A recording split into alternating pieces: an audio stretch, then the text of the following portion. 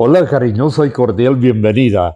Tenemos un tema trascendental para hoy que tiene que ver mucho con el éxito, la bendición, pero bien manejada. Por supuesto que sí. Nuestro título es Éxito, Gloria y Bendición, pero cuidado para que no sea para perdición. Éxito, gloria y bendición. Cuidado, no para perdición. Y voy a comparar en el día de hoy la historia de dos personajes excelentes, maravillosos, triunfadores en la vida, pero que el uno supo manejar bien su éxito y la otra no.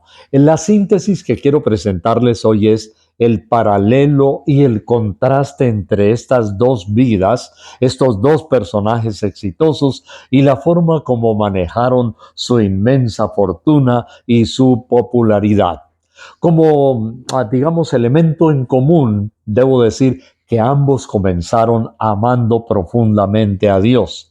Ella, porque una es mujer, el personaje salió del coro de la iglesia de la ciudad de Newark, de donde era oriunda. Fue una muchacha que cantó muy lindo, fue espectacular. Imagínense, ya llegó después a ganar 415 premios. Entre ellos, ganó los premios Grammy, el Billboard, el Emmy y el American Music Awards.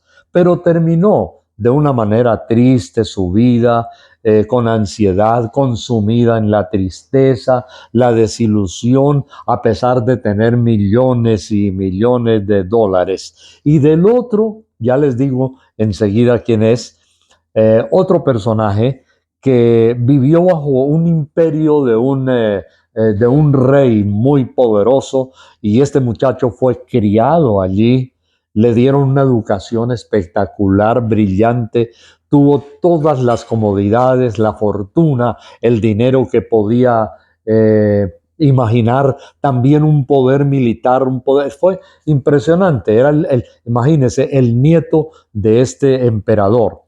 Pero tenemos el caso para complementar precisamente lo de Whitney, y voy a darle crédito en este momento a uno de los compañeros de, digamos, entre comillas, milicia en mi época, con el periodismo, con la locución, la farándula, y se llamó o se llama Manolo Belón, muy famoso incluso a nivel internacional, un extraordinario DJ, y él precisamente escribió varios artículos. Uno de ellos fue sobre Whitney Houston para el famoso periódico El Tiempo de la ciudad de Bogotá.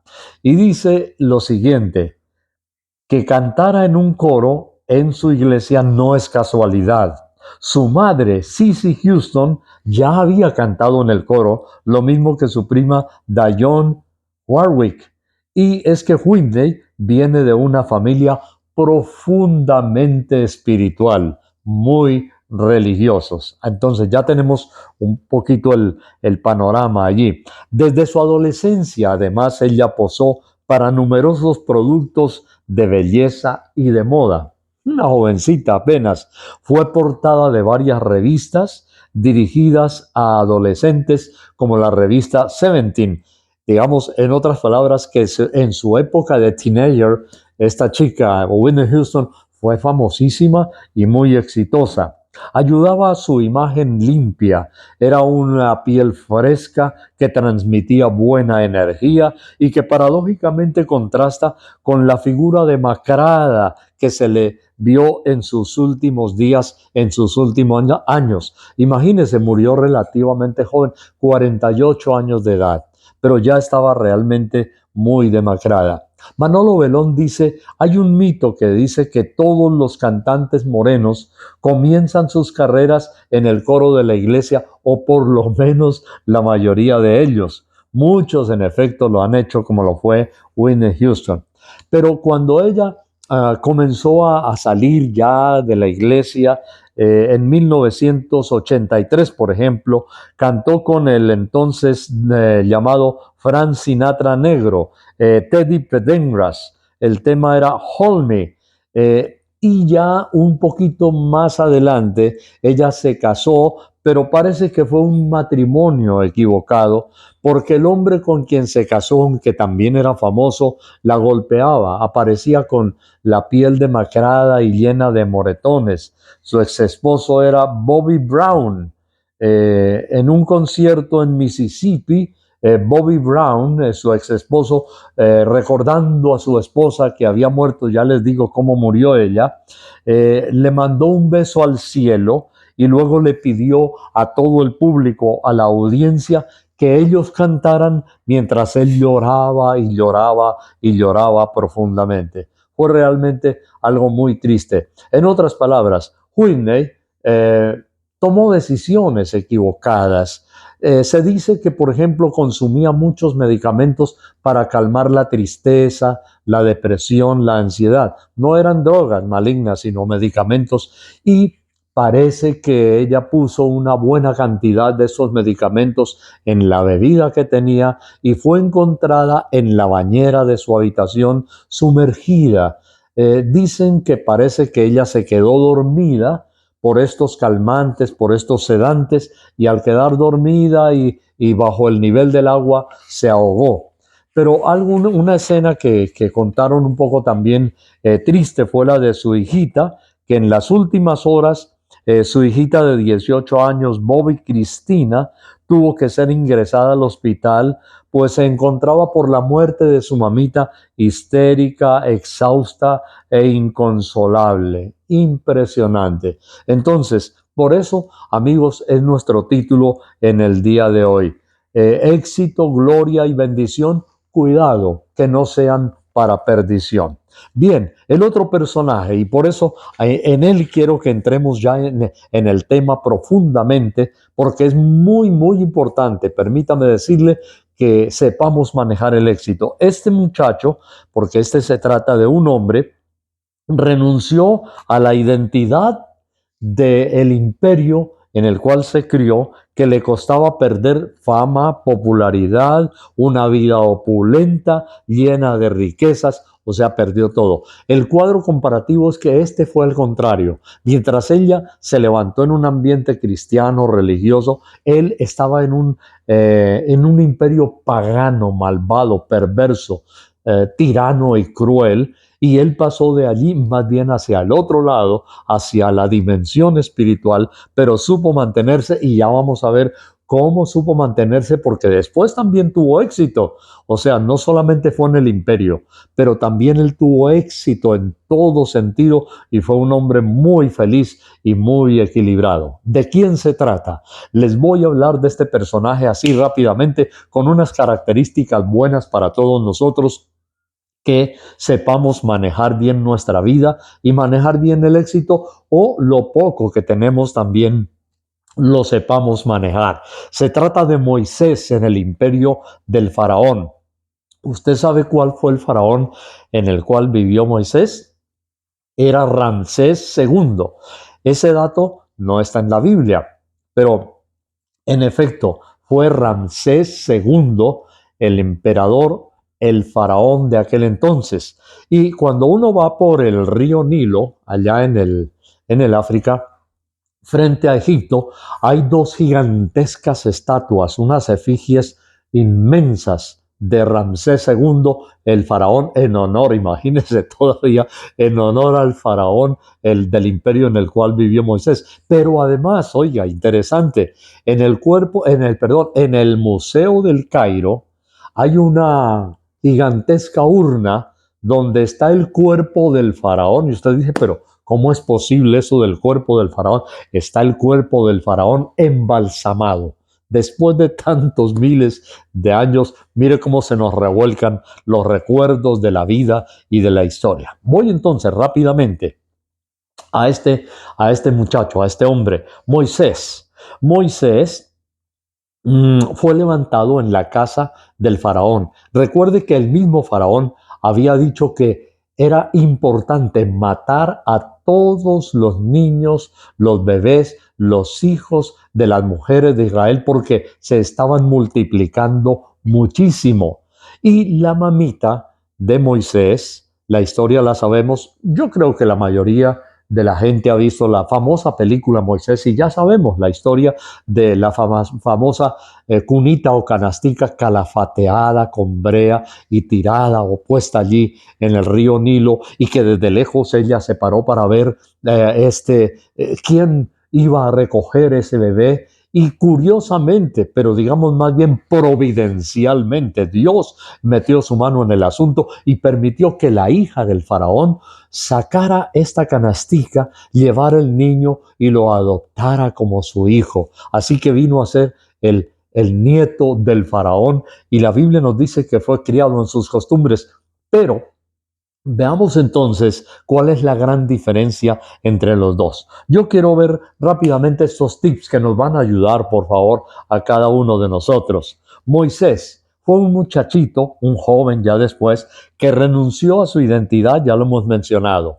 En segundo lugar, superó la crisis de valores. Y sí, señor, comparado con lo que Dios le ofrecía ahora. Entonces, miremos estas pequeñas claves que nos van a ayudar a cualquiera de nosotros y que de paso también, y me parece a mí que la pobre Whitney Houston tampoco fue una mujer perversa. Ella seguía manteniendo esa fe, ese cariño, ese deseo con Dios. Ella realmente estaba muy, muy interesada en Dios, pero por falta de un asistente, me parece que le faltó un consejero para la vida, un consejero espiritual. Whitney no fue una mujer malvada ni de perversas intenciones. Un golpe tras otro de lo que hoy dicen el destino de la vida la fue llevando. Y por eso pienso que Whitney fue una mujer, una jovencita después víctima de las circunstancias y hasta de su propio esposo, que tanto la golpeaba y le arruinó la vida. Bien, Moisés, vamos por favor, yo quiero que usted me acompañe. Me fascina en la Biblia que hay un capítulo en el Nuevo Testamento que en poquitas frasecitas sintetiza la biografía de Moisés. Todo lo del Antiguo Testamento y del libro del Génesis está resumido en unos cuantos textos de un capítulo en el Nuevo Testamento, en el libro de los Hechos, y de manera magistral. Así que no nos vamos a demorar mucho, sino que vamos a ver el condensado, digamos así. En Hechos, por ejemplo, el capítulo 7 y el versículo 23, la Biblia nos dice: cuando hubo cumplido la edad de 40 años, le vino al corazón el visitar a sus hermanos de Israel. Pero inicialmente en el versículo 20 dice: en aquel mismo tiempo nació Moisés y fue agradable a Dios y fue criado 3 meses en la casa de su padre. Es decir, los primeros 3 mesecitos de vida guardaban a su bebé, la mamita y el papito lo protegían, pero vieron que ya era peligroso y que iba a terminar posiblemente asesinado. Entonces luego dice aquí en el versículo 21, pero siendo expuesto a la muerte, la hija de Faraón le recogió y le crió como a un hijo suyo. Y fue enseñado Moisés en toda la sabiduría de los egipcios y era poderoso en sus palabras y era poderoso en sus obras. ¿Qué más podía desear? Bueno, pero lo curioso, yo diría que no es curioso, providencial, ¿no? Ya lo sabemos, pero hay que volverlo a recordar, que la hija del faraón buscó una de las hebreas, comillas, para que ayudara a cuidar a el que ahora era su niño, su hijo. Y precisamente llamaron ni más ni menos que a la mamá del bebé, la mamá biológica de Moisés para cuidarlo. Eso fue la misma providencia de Dios. Así que Moisés creció entre el lujo, la opulencia, el poder económico, instruido en todas las ciencias y las letras, una gran educación, pero además tenía en sus manos prácticamente, si no todo, por lo menos una parte, digamos así, por ser el nieto del faraón, impresionante parte del poder militar. Entonces dice que fue enseñado en toda la sabiduría de los egipcios, nos dice aquí la Biblia. Entonces, primer aspecto importante, Moisés después se dio cuenta que él no pertenecía a ese pueblo que la Biblia lo llamaba pagano, pecaminoso, cruel era el faraón. Entonces dijo, no, yo no puedo estar aquí. Costo. Moisés renunció a la identidad que le costaba perder su gran fama y popularidad. Pero tenemos entonces aquí también que en el versículo 26, más adelantico, la Biblia nos dice que uno de los egipcios estaba maltratando a uno de los hebreos. Y usted recuerda el caso, ¿no? Cuando Moisés lo defendió y entonces, bueno, se dieron cuenta que él lo había asesinado. Esa es otra parte de la historia de la vida de Moisés. Pero vamos, y yo quiero que usted me acompañe rápidamente en este aspecto a Hebreos el capítulo 11, también en el Nuevo Testamento, que encuentra, o mejor, que nos da una perspectiva de las cualidades para poder preservarnos de una vida de ruina, de miseria y hasta de tragedia. En Hebreos 11:23, la Biblia dice lo siguiente: por la fe, Moisés, cuando nació, fue escondido por sus padres por 3 meses porque le vieron niño hermoso y no temieron el decreto del rey. Por la fe, Moisés, hecho ya grande, rehusó llamarse hijo de la hija del faraón. Aquí esto es realmente impresionante lo que nos dice la Biblia. Y el versículo 25 dice, escogiendo antes ser maltratado con el pueblo de Dios que gozar de los deleites temporales del pecado, para poder tener éxito en nuestra vida. Entonces, amigos, y esto va muy especialmente para los jóvenes de nuestro tiempo, los jóvenes de hoy. Sin embargo, también es válido para personas con madurez que ya han tenido éxito o que desean tener éxito. Moisés entonces, ya dijimos, renunció. 2, superó la crisis de identidad de valores comparando lo que Dios le daba con toda la fama, la popularidad y todo lo que él ya tenía. No era difícil soltar ese reino porque ahora tenía que pasarse del lado contrario, que era el de los esclavos, era de aquellos que maltrataban, que los golpeaban, que no les daban toda la comida necesaria. Y Dios lo llama precisamente. Lo que Dios le daba era una vida poderosa en el amor, en la bendición. Él sabía que en el pecado hay deleite, sí, Moisés sabía, pero sabía que eso era una cosa temporal y que llevaba a la perdición, a la tragedia y tarde o temprano al mismo infierno. Mire, sigamos leyendo lo que nos dice aquí en el libro a los Hebreos. Dice, teniendo por mayores riquezas el vituperio de Cristo. Y en el versículo anterior, que debemos insistirlo, escogiendo ser maltratado que gozar de los deleites temporales del pecado. Una persona puede tener un deleite temporal y pasajero, pero eso se va acabando. Pobre Whitney, se le acabaron sus deleites, millones y millones y millones de dólares. Su vida se fue deteriorando tanto que se dice que en una gira de conciertos que había en Europa de Whitney, ya no cantaba lo mismo, desentonó, su voz no era la misma, se le olvidó una de las letras de una de las canciones y la gente la abucheó, el público la ridiculizó, fue algo realmente tremendo, espantoso, y varios conciertos después fueron clausurados allá en Europa. Entonces mire cómo de un lado, de un extremo al otro, era un vaivén, era un columpio, ahí la pobre Whitney jugando entre una cosa y otra hasta que se llegó a deteriorar en lo mismo que había triunfado. Mire, sin Dios, tarde o temprano, nuestra vida es una miseria. Sin Dios, nuestra vida llega a ser una verdadera infelicidad. Pero a mí me fascina algo que dice aquí el versículo 25, y es que él no quería gozar de los deleites temporales del pecado, y el 26, teniendo por mayores riquezas el vituperio de Cristo. Esto es fascinante. ¿Sabe lo que significa? Moisés recibió la revelación miles de años antes. Él recibió la revelación plena, meridiana, clara, de que vendría un Mesías y que ese era el Cristo. Y él dice la Biblia, ¿cómo sería la claridad, la convicción con que Dios le reveló el futuro, que dice que él eligió los vituperios de Cristo.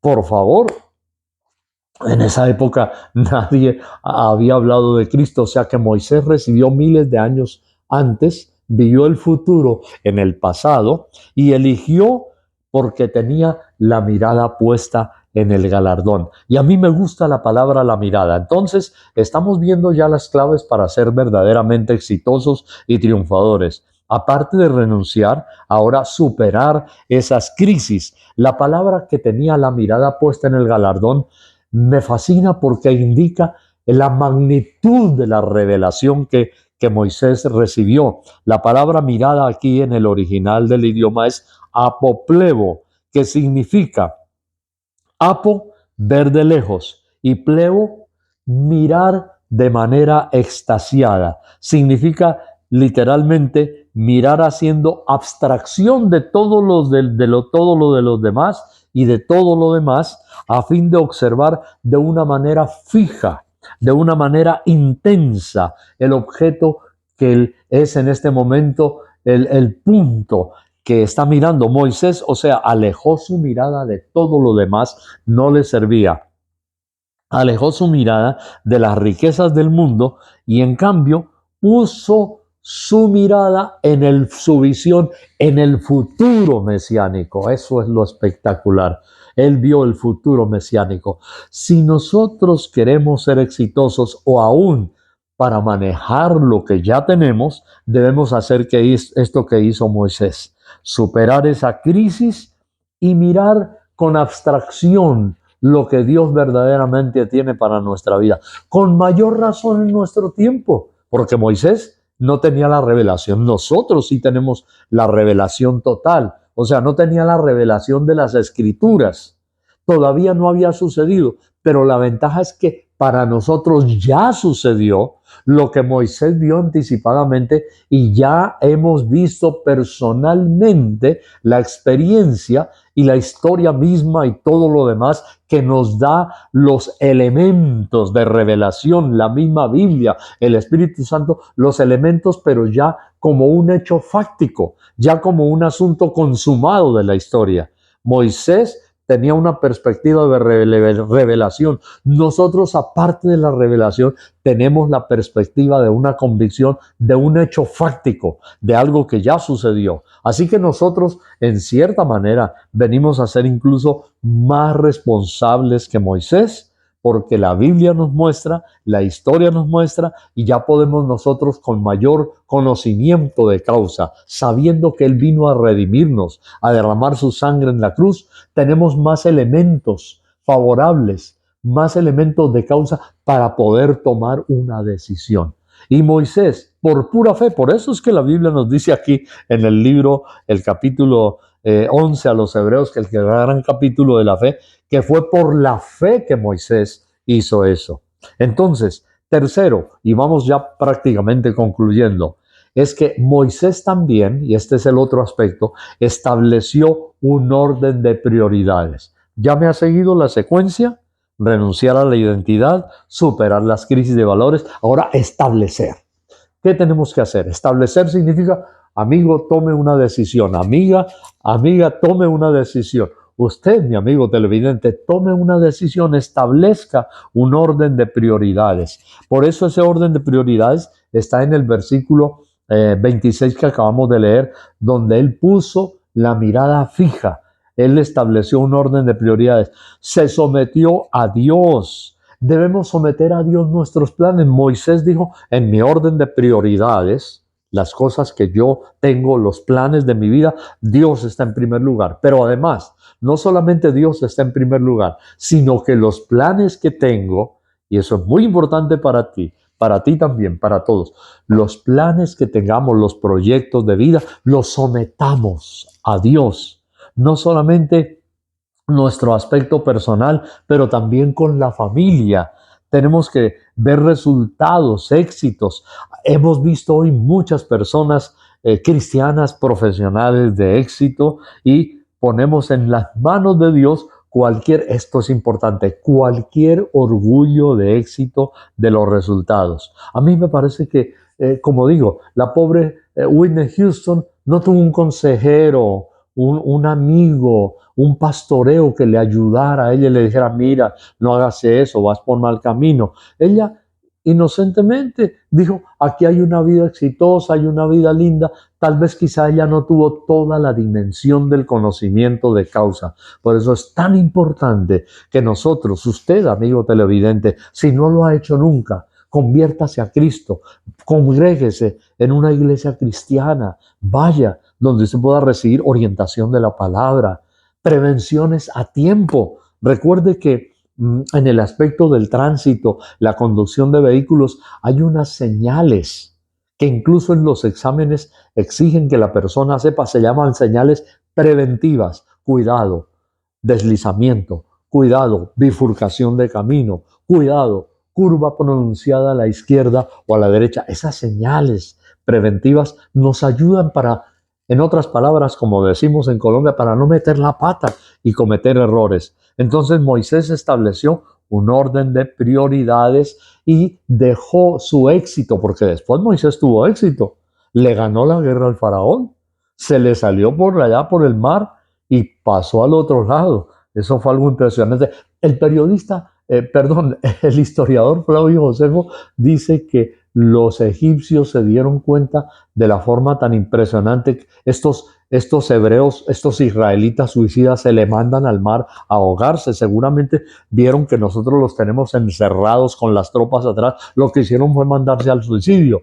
Pero cuando ellos vieron que el mar se abría y ellos pasaban sin ningún daño, se tiraron a seguirlos y fue en el momento en el cual Dios aplastó a los ejércitos del faraón bajo las aguas del mar. Bueno, entonces, los resultados de tu profesión, de tu negocio, los resultados intelectuales que tú hayas tenido, cualquier orgullo de éxito, de intelecto, de conocimiento, yo te digo, ponlo en las manos de Cristo. Y quiero en esta conclusión, aquí terminando ya, en 2 Corintios 10, el capítulo 10 y el versículo 3, dejarte con una palabra que es impresionantemente buena, maravillosa para tu vida. Sí, Señor. En 2 Corintios capítulo 10 y el versículo 3, la Biblia nos dice lo siguiente: pues aunque andamos en la carne, no militamos según la carne, porque las armas de nuestra milicia no son carnales, sino poderosas en Dios para la destrucción de fortalezas. ¿Cuáles fortalezas? Las malignas, las diabólicas, derribando todo argumento y toda altivez que se levanta contra el conocimiento de Cristo. Oiga, esto sí que es importante. La soberbia humana por el intelecto, por los conocimientos, por los títulos universitarios, pero sin Dios, dice la Biblia acá, y llevando cautivo todo pensamiento a la obediencia de Cristo. ¡Qué tremendo! Yo le doy gracias a Dios. Se lo decía a un predicador la semana antepasada, creo que fue, que cuando yo era jovencito, en mis 19, 20 años, y aprendiendo cosas espectaculares intelectuales, me arrodillé y le dije, Dios, todos los conocimientos intelectuales que yo reciba, confieso esta palabra, los someto, los llevo cautivos a la obediencia tuya y que yo todo conocimiento que llegue a tener lo ponga en beneficio de tu servicio. Yo te digo lo mismo a ti en el día de hoy, amigo. Tus éxitos, tus bendiciones, tu profesión, tu política, lo que sea. Coloca todo en las manos de Dios, cautivo a la obediencia de Cristo. Y me gusta el término en el griego obediencia, es upakoe, que significa debajo, significa escuchar atentamente, oír con sumisión, con asentimiento y poniéndose de acuerdo. O sea, eso es someter todo al conocimiento de la obediencia de Cristo. Jesús mismo lo dijo, buscad primeramente el reino de Dios y su justicia y todas las cosas vendrán por añadidura.